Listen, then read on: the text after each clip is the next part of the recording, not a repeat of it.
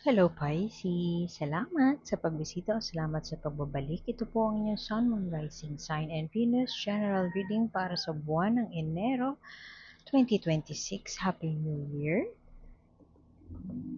Kukuha muna tayo ng isang card like general energy para sa Pisces. Para sa buwan na, uy, very nice. Bagong oportunidad o bagong pagkakataon for love. Doesn't necessarily have to be a new lover is coming your way, pero yung iba sa inyo ganun, may padating na tao. Pero tingnan mo, meron siyang malaking cup at pinapakawalan niya yung mga butterfly. So pwede ding freedom, more self-acceptance, or more self-love for this new year ang para kay Pisces. Very ano pa naman din, in touch with the heart chakra or heart space, heart energy. Ang Pisces, very in touch with his or her emotions. And so, parang mas mafe-feel mo pa yung emosyon na yon at mas magkakaroon pa ng pagkakataon para palayain o i-express ang iyong sarili when it comes to love.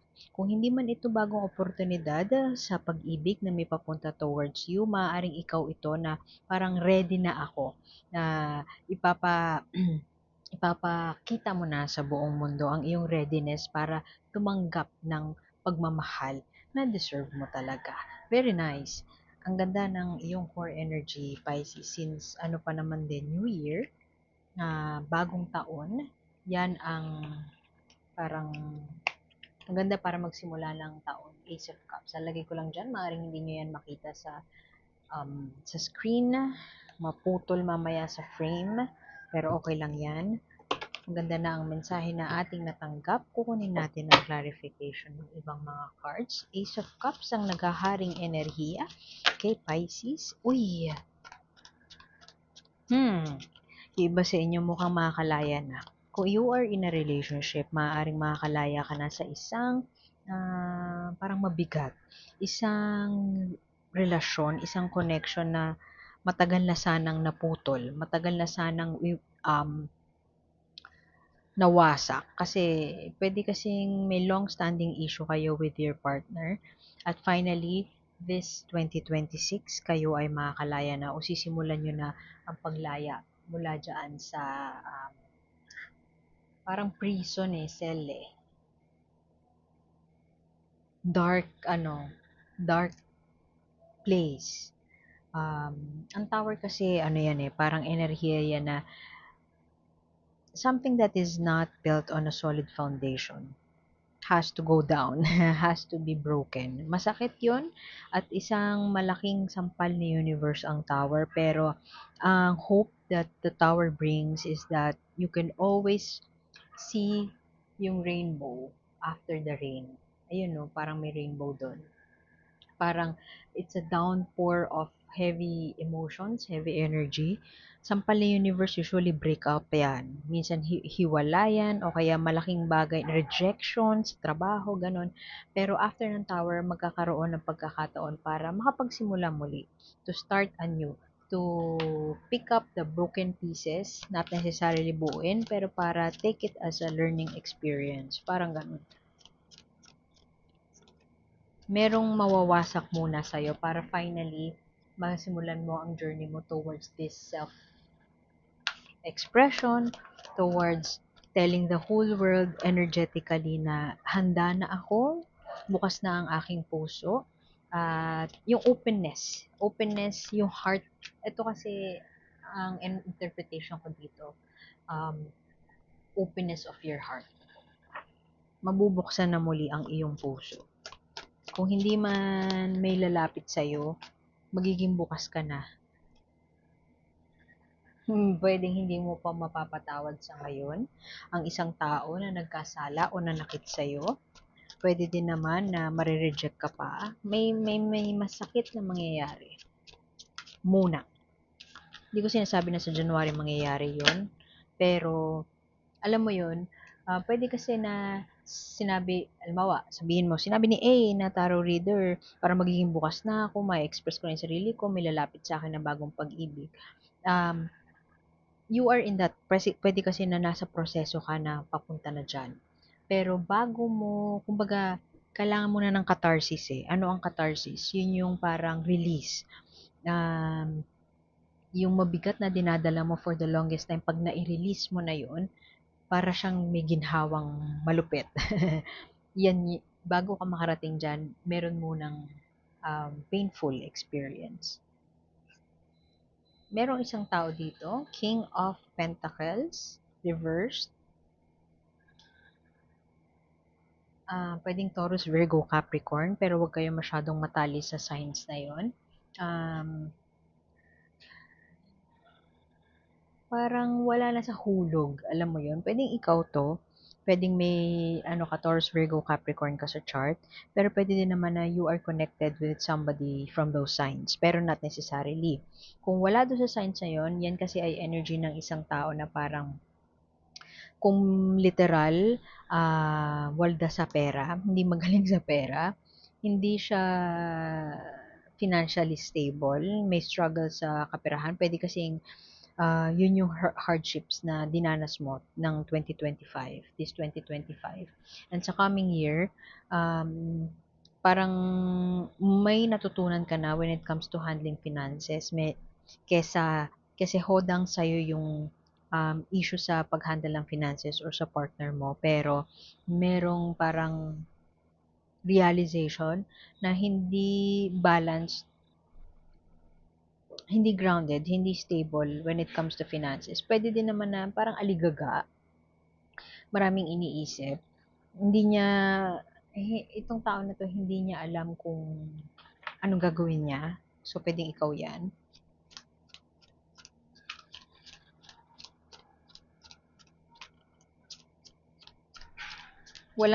Hindi stable eh. Yan yung energy na yan eh. Pwede din naman yung iba sa inyo may sakit, as in literal na health condition. At isa yun sa mga parang naghihila sa inyo pababa. Pero ang maganda nun, lumabas pa 10 of Wands, whatever this burden is, may closure na this 2026, may closure na napadating o masisimulan na ang closure na parang ayoko na, pagod na ako. It's time for me to stop this. Pagod na ako. Alam mo yun, tingnan mo yan. Oh. Ibon, which could mean freedom, pero you are traversing a path na puro lightning. Maraming pagsubok na pagdadaanan. Madilim pa ang kapaligiran, pero um, may journey ka na. May paglalakbay na towards somewhere na you think you deserve or towards somewhere na hinain sa'yo ni universe, pero hindi pa fully, parang may konti pang challenges or roadblocks along the way. Kasi tingnan mo, nagtatraverse siya sa isang path na madilim at maraming kidlat o kulog, nakabibinging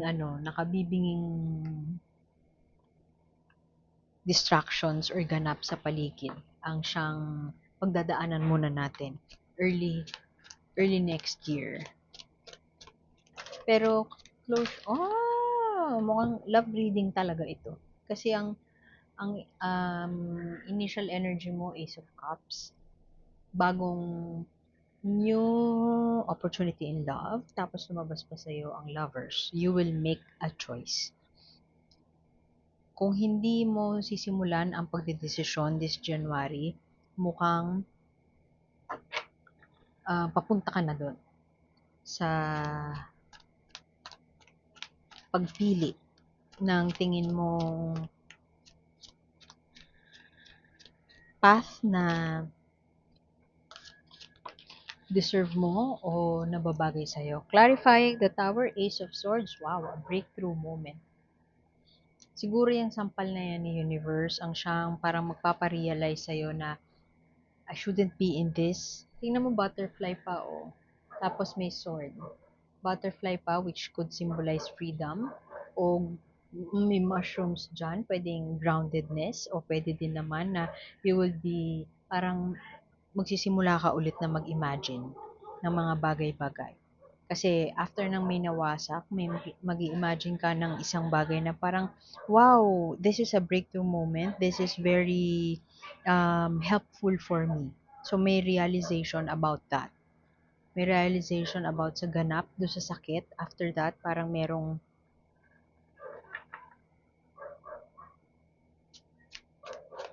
epiphany. Uy, merong isang tao sa paligid mo, kung ito ay King of Pentacles, Taurus, Virgo, Capricorn, ito naman ay King of Wands. Pwedeng kung ano man yung pagdadaanan mo with your partner, pwedeng ito yung partner mo, Aries, Leo, Sagittarius, very demanding, very controlling, if not manipulative, my way or the highway. Tapos parang tingnan mo to, oh,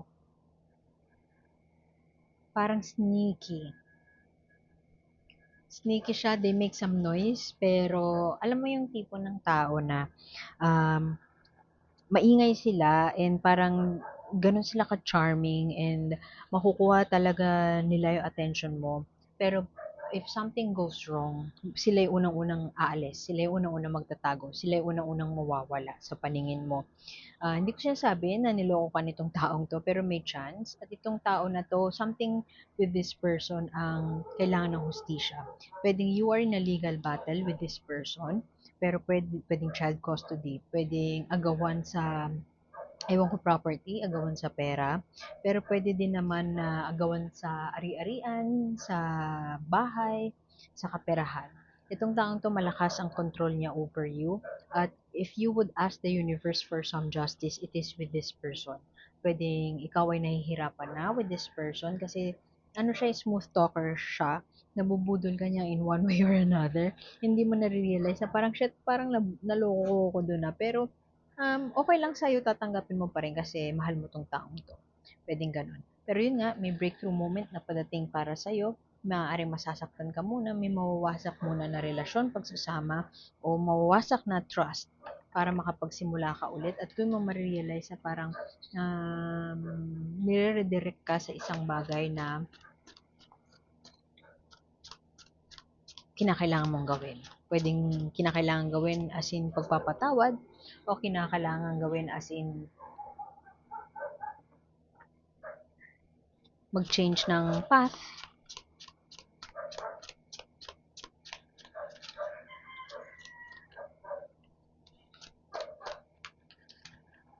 Ooh, nice. Kung sino man itong taong to, yung Taurus, Virgo, Capricorn, na pwedeng nanggugulo sa'yo.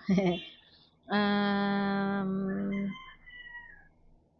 whatever your intuition tells about this person, gawin mo.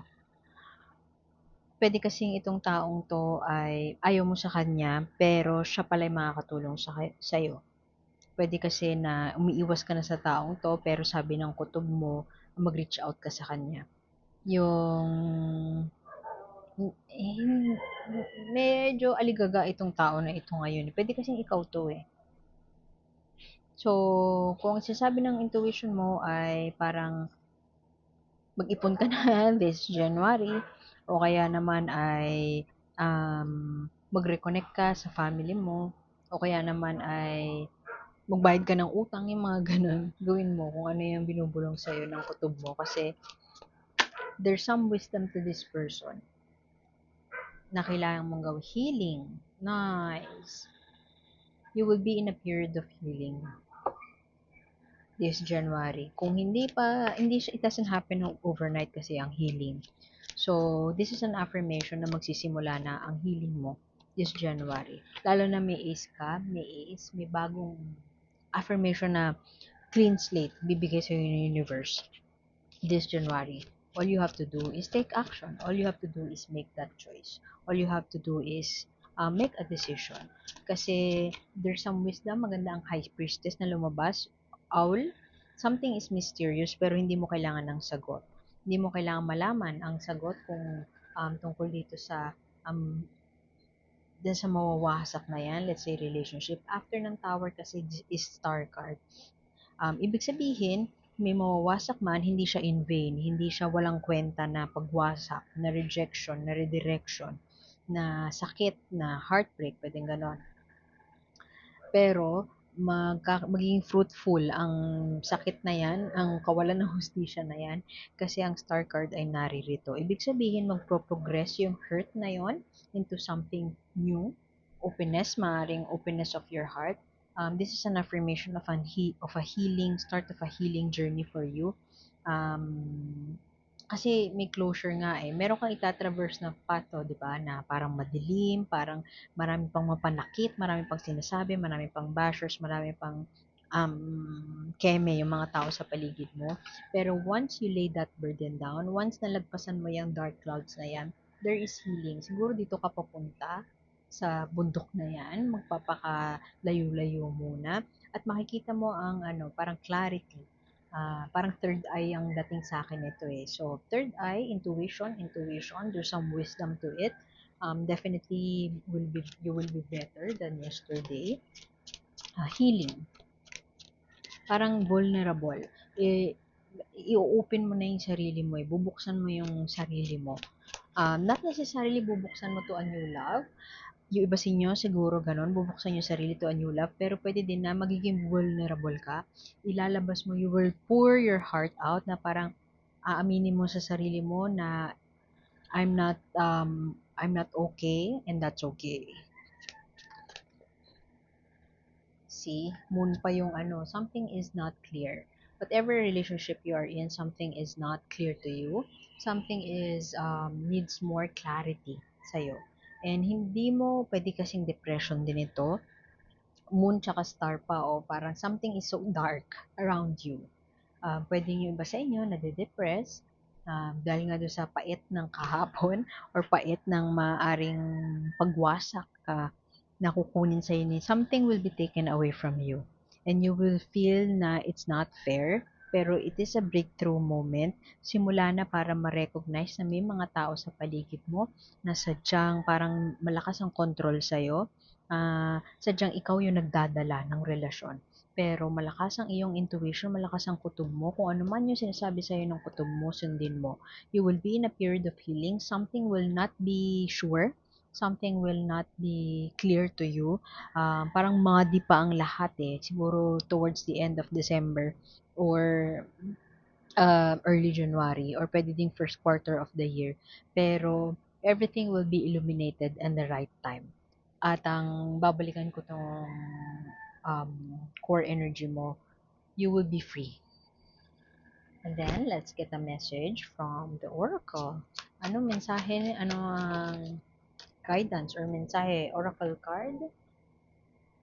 Restore innocence, come back to your childhood joys.